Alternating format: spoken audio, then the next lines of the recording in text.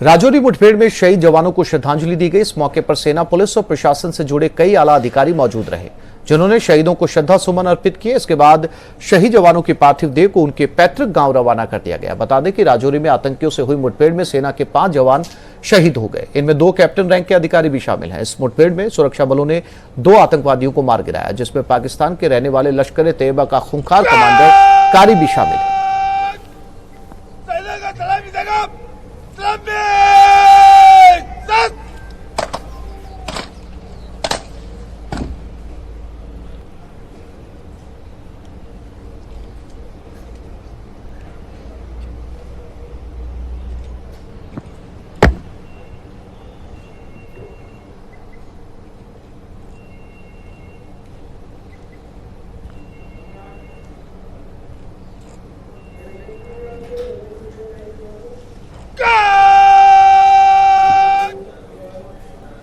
राजौरी मुठभेड़ में शहीद जवानों के शव उनके गृह जिलों के लिए रवाना कर दिए गए हैं। शहीद जवानों में पुंछ के शहीद अब्दुल मजीद, अलीगढ़ का लाल सचिन और आगरा से कैप्टन शुभम गुप्ता हैं और नैनीताल के संजय बिष्ट शहीद हो गए। जवानों के शव आज पैतृक गांव पहुंच जाएंगे, जहां शव यात्रा के बाद अंतिम संस्कार किया जाएगा। और ये आपके टीवी स्क्रीन पर 4 अलग अलग तस्वीरें। पहली तस्वीर जम्मू कश्मीर के पुंछ से है, जहां शहीद अब्दुल माजिद को श्रद्धांजलि देने के लिए बड़ी संख्या में लोग पहुंच रहे हैं। गांव में मातम पसरा है। वहीं शहीद अब्दुल मजीद को आज सुपुर्दे खाक किया जाएगा। दूसरी तस्वीर यूपी के अलीगढ़ से है, जहां अलीगढ़ के लाल सचिन लौर के परिजनों का रो रो कर बुरा हाल है। बताया जा रहा है कि 8 दिसंबर को सचिन के सिर पर सेहरा सजना था। तीसरी तस्वीर यूपी के आगरा से है। राजौरी में आतंकियों के साथ मुठभेड़ में शहीद कैप्टन शुभम गुप्ता का पार्थिव शरीर आज दोपहर तक आगरा पहुंचेगा।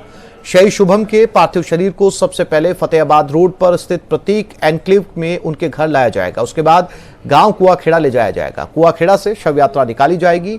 और चौथी तस्वीर नैनीताल के हली गांव से, जहां संजय बिष्ट की शहादत की खबर सुनते ही उनके परिवार में कोहराम मच गया। आसपास के लोगों और रिश्तेदारों का उनके घर में तांता लग गया। हर कोई परिवार का हौसला बढ़ाने पहुंचा।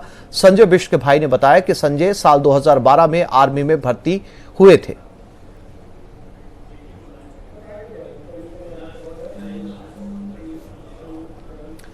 दिल्ली में प्रदूषण बरकरार है, स्थिति में सुधार नहीं है। दिल्ली पहुंचे सैलानी भी पॉल्यूशन की वजह से परेशान नजर आ रहे हैं। आज नई दिल्ली का AQI 388 दर्ज किया गया है, जबकि कई इलाकों में AQI 400 तक दर्ज किया गया।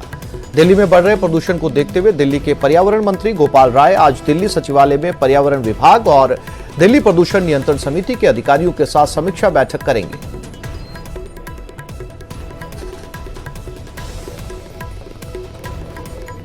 कुछ दिनों से दिल्ली में हवा की गति काफ़ी कम हो गई है और उससे जो है प्रदूषण के स्तर में थोड़ी बढ़ोतरी देखी जा रही है।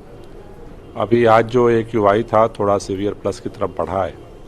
उसको देखते हुए ही आज दिल्ली सचिवालय में एनवायरनमेंट विभाग और DPCC के साथ पूरी स्थितियों की समीक्षा बैठक रखी गई है, जिसमें इन सभी बिंदुओं पे मूल्यांकन किया जाएगा कि आगे इसमें और क्या स्टेप लिया जा सकता है। हमारे साथ कुछ सैलानी हैं जो कि बाहर से आए हुए हैं। कहाँ से आए आप? मध्य प्रदेश छिंदवाड़ा जिला। क्या नाम है आपका? सूरज चरपे। आप दिल्ली टहलने आए हैं? जी, हम इंडिया गेट घूमने आए थे। कैसा लग दिल्ली की आबो हवा कैसी लग रही है आपको? जैसे कि हम हमारे छिंदवाड़ा शहर में देखते हैं, काफी मतलब वन अधिक पेड़ है उस जगह पर, तो इतना वायु प्रदूषण नहीं होता है वहाँ जितना यहाँ पर देखने को मिल रहा है। उसी वजह से मास्क लगाना पड़ रहा है हमें यहाँ। अच्छा, आप लोग भी यहाँ टहलने ही आए हैं? जी। दिल्ली में आप बहुत उम्मीदों के साथ टहलने आए हैं, लेकिन यहाँ पे वायु प्रदूषण देख के आप कैसा फील कर रहे हैं? प्रदूषण बहुत ज़्यादा है, थोड़ा सा एलर्जी हो रही है प्रदूषण के कारण। तबीयत पे भी बहुत प्रभाव पड़ रहा है इस चीज़ का। और कहाँ प्लान का प्लान है आपका? इंडिया गेट ही सोचकर आए थे, पर यहाँ प्रदूषण वाकई चिंताजनक है। इस कारण स्वास्थ्य पे इफेक्ट पड़ेगा, इसलिए बस इतना ही घूम रहे। झुंझुनू में इन दिनों लगातार वायु प्रदूषण का ग्राफ बढ़ता जा रहा है। आज सुबह एयर क्वालिटी इंडेक्स बढ़कर 220 पर पहुंच गया। बढ़े हुए एयर क्वालिटी इंडेक्स के कारण आसमान में कोहरे और धुएं के मिश्रण से स्मॉग बन गया है। करीब 1 पखवाड़े से बड़े वायु प्रदूषण के कारण बुजुर्गों और अस्थमा रोगियों को परेशानी का सामना करना पड़ रहा है। बीते रोज झुंझुनू में AQI 214 दर्ज किया गया था। आज सुबह 6 अंकों की बढ़ोतरी के साथ एयर क्वालिटी इंडेक्स 220 पर पहुंच गया है। झुंझुनू में लगातार बढ़ रहे वायु प्रदूषण के बाद प्रदूषण नियंत्रण बोर्ड के अधिकारी भी लगातार इंडेक्स पर नजर बनाए हुए हैं। और आवश्यक चेतावनी भी जारी कर रहे हैं।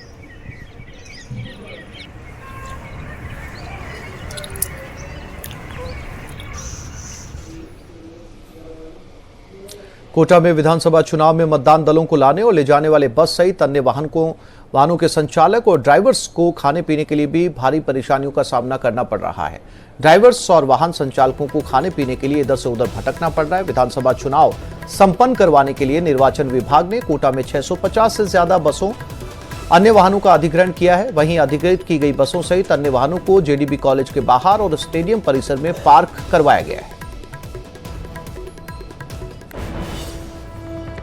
4 बजे से हमें बुलाया गया है। न तो रात को रोटी की व्यवस्था, न पानी की व्यवस्था, न चाय की, खाने पीने की। अभी तक यहीं बैठे हुए हैं हम। कौन लोग हैं और कहाँ से आए हैं? ड्राइवर है, हम कोटा से आए हैं। चुनाव में सिरोही जिले के आबू पिंडवाड़ा विधानसभा क्षेत्र में 4,921 फुट की ऊंचाई पर स्थित शेरगांव के मतदाता पहली बार मतदान कर पाएंगे। मतदान दल फॉरेस्ट गार्ड की मदद से घने जंगल में करीब 18 किलोमीटर तक पगडंडियों पर चलकर गांव के मतदान केंद्र तक पहुंचेगा। पहले शेरगांव के लोगों को मतदान करने के लिए 12 किलोमीटर दूर उतरज गांव आना पड़ता था, लेकिन निर्वाचन विभाग ने उनको हो रही असुविधा को देखते हुए शेरगांव में एक मतदान केंद्र बनवाया। इस मतदान केंद्र पर 117 मतदाता अपने मताधिकार का प्रयोग करेंगे। न्यूज 18 राजस्थान की टीम भी शेरगांव पहुंची और चुनाव को लेकर ग्रामीणों में किस तरह का उत्साह है जानने की कोशिश की। वहाँ का रहने वाला हूँ मैं। वहाँ हमारे मतलब सरकारी कोई सुविधा है नहीं, मतलब खाने पीने के लिए कोई है नहीं। वहाँ पर सब उठा के लेके जाना पड़ता है।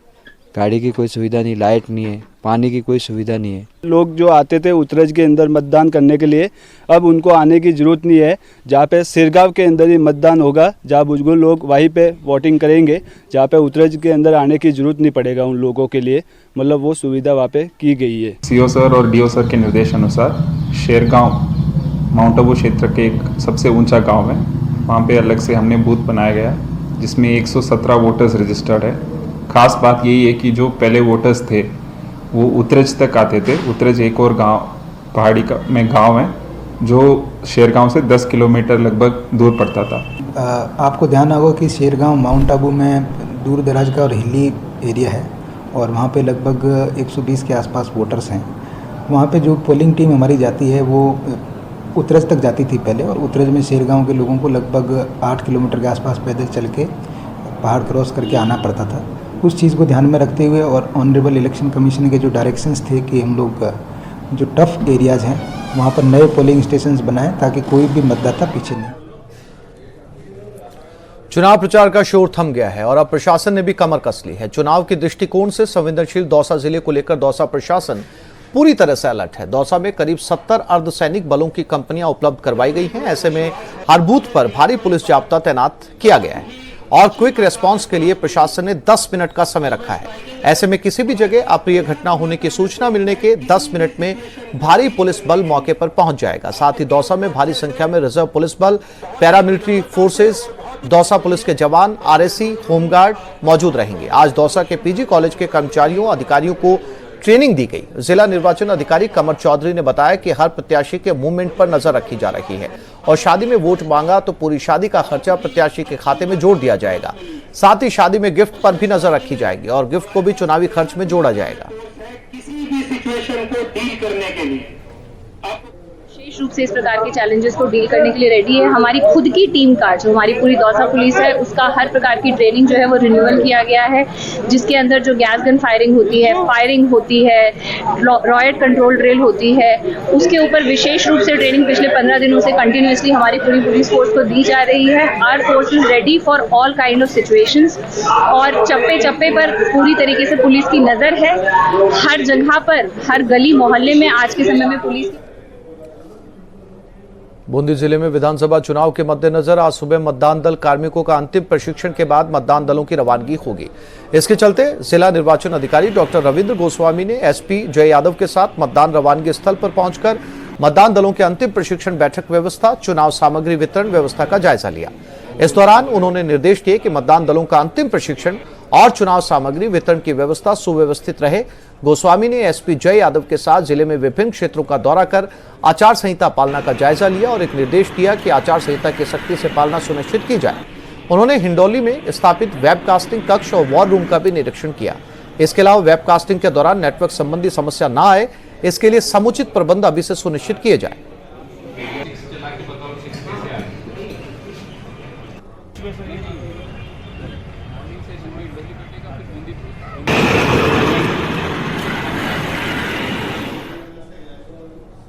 उत्तर पश्चिम रेलवे एम्प्लॉइज यूनियन का दावा है कि इस बार के मतदान में 50% कर्मचारी मतदान नहीं कर पाएंगे। ऐसा इसलिए है क्योंकि एनडब्ल्यूआर ने दफ्तरों में काम करने वाले कर्मचारियों को मतदान के लिए एक दिन की छुट्टी दी है, जबकि फील्ड में कार्यरत कर्मचारियों को सलाह दी गई है कि वो सहूलियत के हिसाब से मतदान करें। रेलवे में फील्ड मैनेजर, लोको पायलट और गार्ड के सामने समस्या ये कि वो ट्रेन लेकर निकलने के बाद मतदान कहां करेंगे। ऐसे में एनडब्ल्यूआरयू के निर्वाचन विभाग से गुजारिश है कि फील्ड में कार्यरत कर्मचारियों के मतदान की समुचित व्यवस्था की जाए।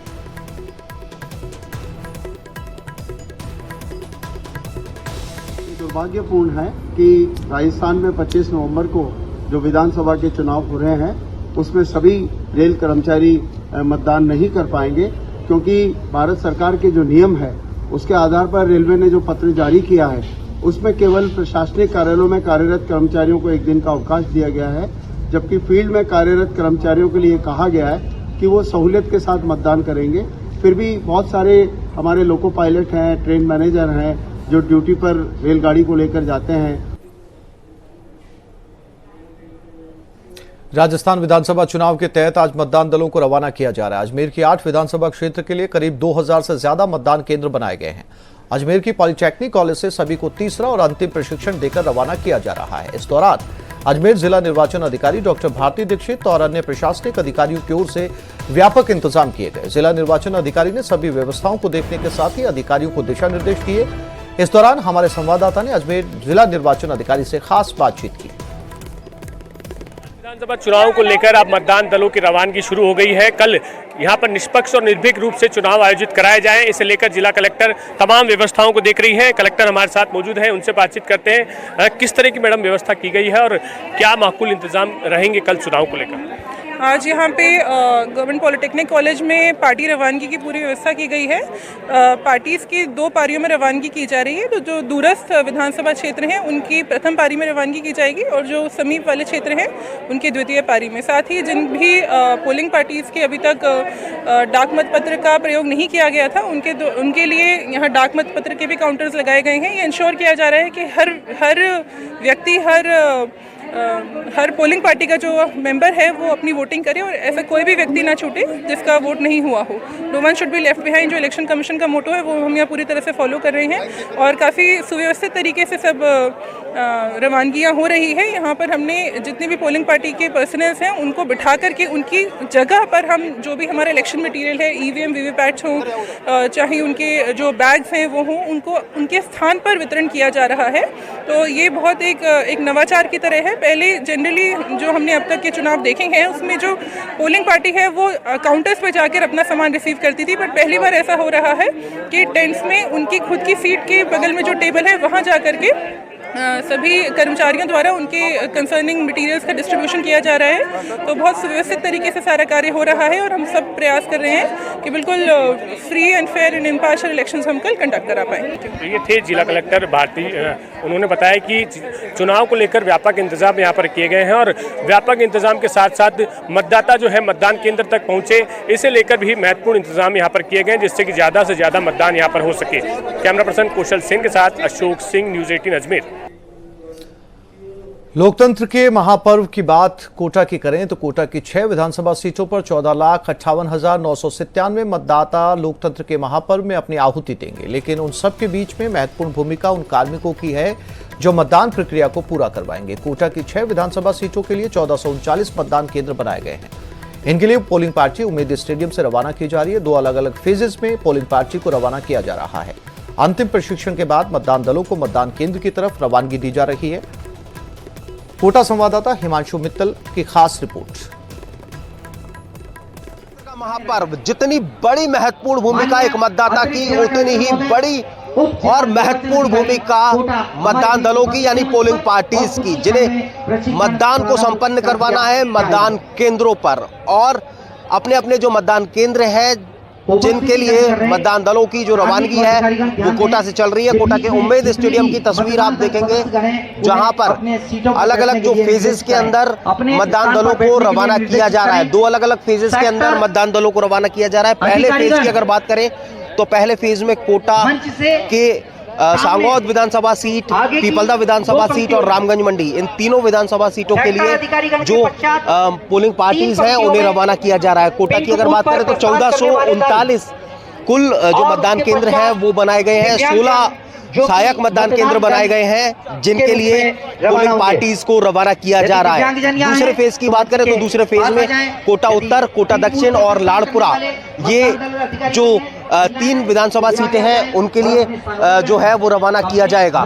तमाम जो पोलिंग पार्टीज हैं, मतदान दल हैं, वो अपने अपने मतदान केंद्रों की तरफ से अंतिम प्रशिक्षण के साथ में रवाना हो रहे हैं ताकि पूरी तरह से जो मतदान की प्रक्रिया है वो स्पष्ट रूप से शांतिपूर्वक तरीके से बिना किसी एरर के, बिना किसी त्रुटि के पूरी करवा सके। हिमांशु मित्तल, न्यूज़ 18 कोटा। विधानसभा चुनाव में पारदर्शिता और आपत्तिजनक गतिविधियों पर नजर रखने के उद्देश्य से कोटा में संवेदनशील और अति संवेदनशील मतदान बूथों पर वेबकास्टिंग करवाई जाएगी। 1455 मतदान बूथों के 50% यानी कि 728 चयनित मतदान बूथों पर वेबकास्टिंग करवाई जाएगी, जिनमें से विधानसभा क्षेत्र कोटा उत्तर में 118, कोटा दक्षिण में 109, लाडपुरा में 133, सांगोद में 124, रामगंज मंडी में 128 और पीपलदा में 116 मतदान बूथों पर वेबकास्टिंग करवाई जाएगी। अतिरिक्त निदेशक सूचना और प्रौद्योगिकी विभाग मुकेश विजय ने बताया कि चुनाव आयोग द्वारा जिले में वेबकास्टिंग के लिए मैसेज इनोवेटिव को अनुबंधित किया गया है। इस संपूर्ण प्रक्रिया पर कड़ी नजर रखने के लिए मुख्य निर्वाचन अधिकारी, जिला निर्वाचन अधिकारी और समस्त रिटर्निंग अधिकारियों के स्तर पर भी कंट्रोल रूम स्थापित किए गए हैं।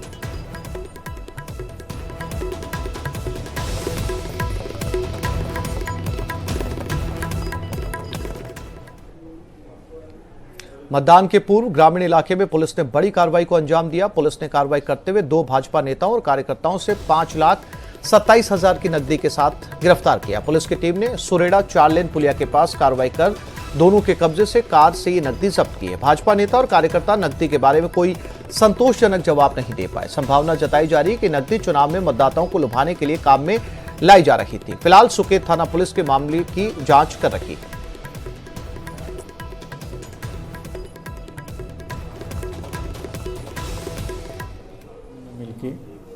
अवैध शराब के खिलाफ, एनडीपीएस के खिलाफ या जो भी कैश की जो संभावना थी, जो भी मतलब विधि के अनुरूप जो कैश नहीं जा रहा था, उस सब की सीजर की भी कार्रवाई की है और कम से कम 20,000 लीटर शराब हम लोगों ने, ये जो मॉडल कोड ऑफ कंडक्ट का टाइम है उसके दौरान हम लोगों ने पकड़ा है।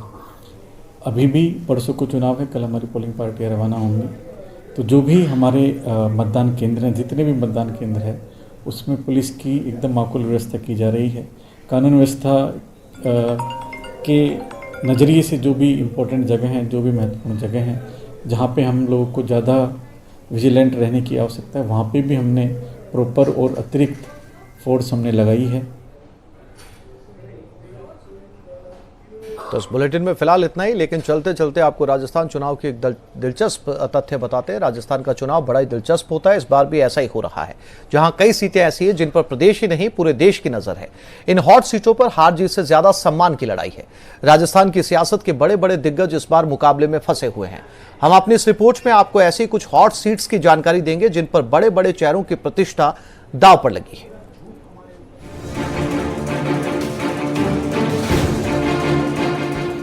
मरुधरा का सियासी रण हर बार बड़ा ही दिलचस्प होता है, लेकिन इस बार मुकाबला काफी तगड़ा होने वाला है।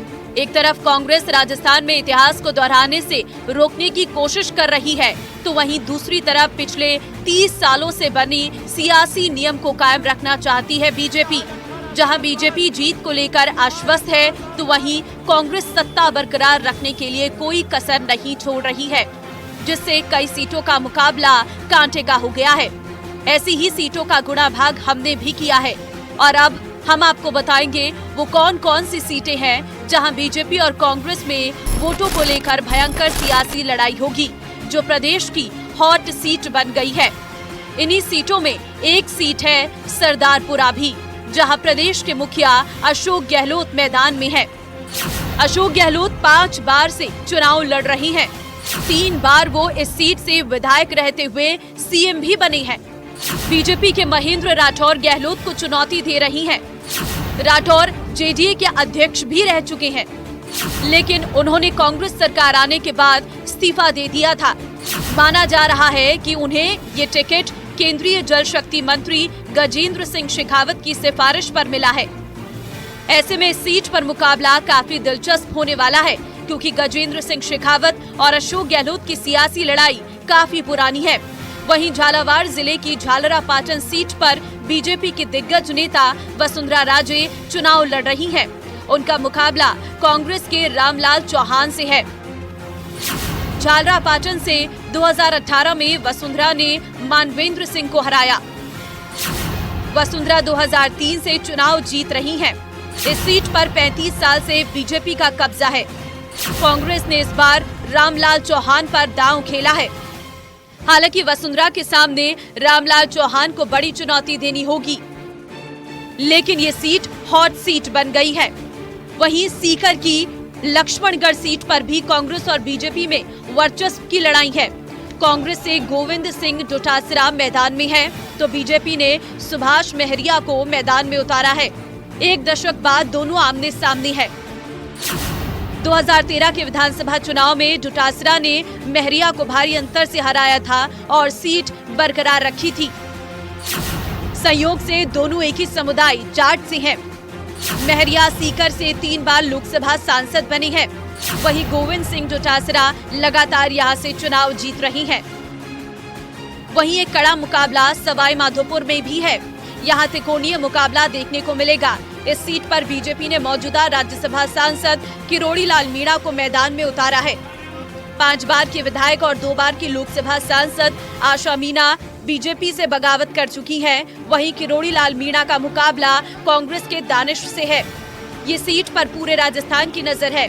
चित्तौड़गढ़ की नाथद्वारा सीट भी हॉट सीट है। यहाँ मुकाबला कांग्रेस के दिग्गज नेता सीपी जोशी और मेवाड़ राजवंश के बीच होगा। कांग्रेस ने यहां से स्पीकर सीपी जोशी को उतारा है। बीजेपी ने विश्वराज सिंह मेवाड़ को मैदान में उतारा है। मेवाड़ महाराणा प्रताप का वंशज है। नाथद्वारा में मुकाबला टाइट होने की बात कही जा रही है। सीपी जोशी के लिए नाथद्वारा मजबूत सीट है, लेकिन बीजेपी ने विश्वराज को उतारकर सियासी समीकरण साधने की कोशिश की है। ऐसे में इस सीट पर भी सभी की नजर होगी। हालांकि हॉट सीटों में एक सीट टोंग भी है, जहां से पूर्व उप मुख्यमंत्री सचिन पायलट एक बार फिर मैदान में है। बीजेपी ने पायलट के खिलाफ अजीत सिंह मेहता को खड़ा किया है, जिनकी लोकप्रियता और करिश्मा पूरे टोंक जिले में बरकरार है। टोंक सीट मुसलमान, गुजरों और एससी समुदाय के प्रभुत्व वाली सीट है। पायलट ने 2018 का चुनाव 54,179 वोटों के अंतर से जीता था। पायलट को रिकॉर्ड 64% वोट मिले थे। वहीं एक और सीट हॉट सीट चूरू की तारानगर भी बन गई है। कांग्रेस ने यहां से नरेंद्र बुढ़ानिया को प्रत्याशी बनाया है। बुढ़ानिया 1985, 1996, 1998 में चूरू से सांसद रही हैं। 1993 में सरदार शहर से विधायक भी रही हैं। 2009 से 2018 तक राज्यसभा सांसद रहे। 2018 में तारानगर से विधायक का चुनाव जीता। पिछले बार उन्होंने बीजेपी के राकेश डांगड़ को हराया था, लेकिन इस बार उनका मुकाबला बीजेपी के कद्दावर नेता राजेंद्र राठौर से है। राठौर भी 1990 के बाद से कोई चुनाव नहीं हारे हैं। ये तो कुछ एक ही ऐसी हॉट सीट थी जिन पर प्रदेश ही नहीं पूरे देश की भी नजर रहेगी। ये देखना दिलचस्प होगा कि कौन किसको पटखनी देगा। Bureau report, news 18 Rajasthan.